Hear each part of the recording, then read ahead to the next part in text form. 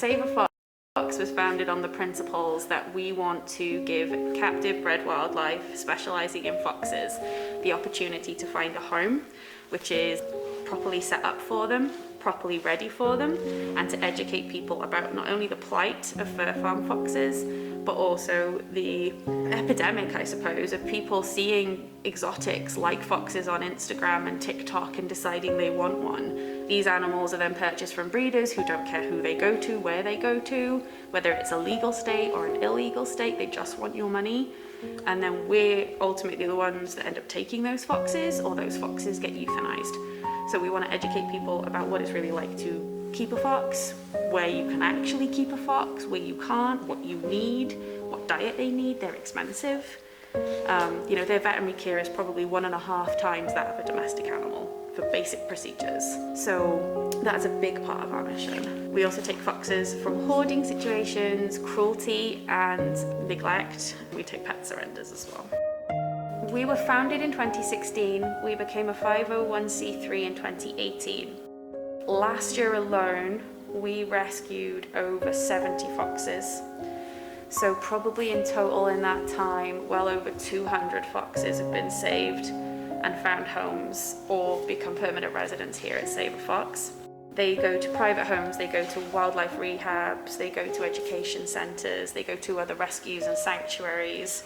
Typically when they go to sanctuaries, we ensure that there'll be permanent residents there and they will never leave. Foxes that we get are either they won't breed, they've pulled out all their fur because they're so stressed, they kill their babies because they're so stressed, they've had legs ripped off because they fight with other foxes because they're so stressed, they've got no guard hairs, they've got genetic mutations, they're too small because they've been overbred, so they can't be pelted. You know, it's all broken. He's bred to be extra fluffy and a little bit bigger to give a larger pelt, and that causes genetic mutations like this one. So it doesn't hurt him, it just means his gums don't know to stop growing. So if we don't trim them back at least once a year, they'll overtake his teeth. That and a broken tail is what saved his life on the fur farms. Just can't make any money, so why waste the money to feed them? They won't treat them veterinary stuff, they don't get to see vets, there's no rules. They can do whatever the hell they like. They could, you know, as far as the government is concerned on the whole, even basically livestock, there are no rules around their treatment particularly, especially not in the United States. So they can treat them like old laptops and do whatever the hell they want. I mean, when they kill foxes on fur farms, they're either orally or anally electrocuted. They stuff something in their mouth or up their backside and they electrocute them to death so it doesn't damage the fur. The ones that they pelt, they're born in the spring and they're killed the following January. They don't even live to be a year old. And that is the life of a fur farm fox.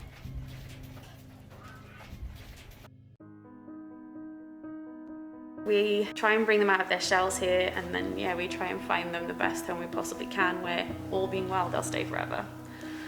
It's magic here.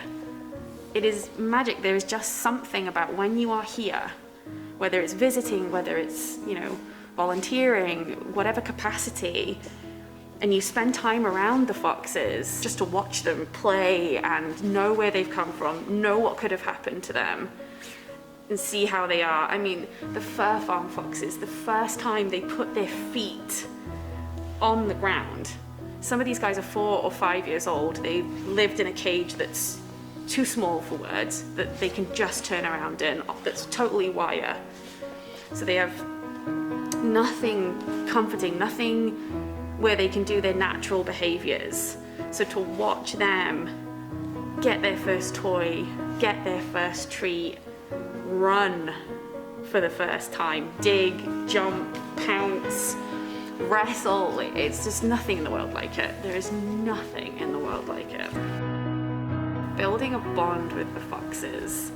So it's no easy feat. It takes a lot of time and patience, dedication, consistency, bribery. It takes a lot of learning. So even though foxes kind of have fairly standard body language, depending on the fox, depending on the day, depending on the situation they came from, they all have their little tics and idiosyncrasies and things that you can do, things that you can't do. Some of them will warm up to you in 3 weeks. Some of them it takes 2 years.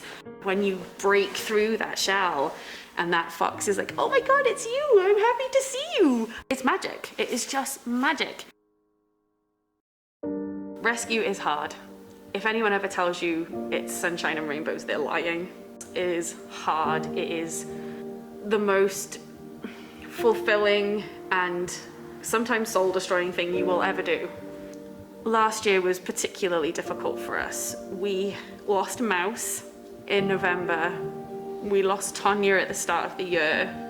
We lost Peaches unexpectedly. We lost Plum to cancer. We lost one of our pups.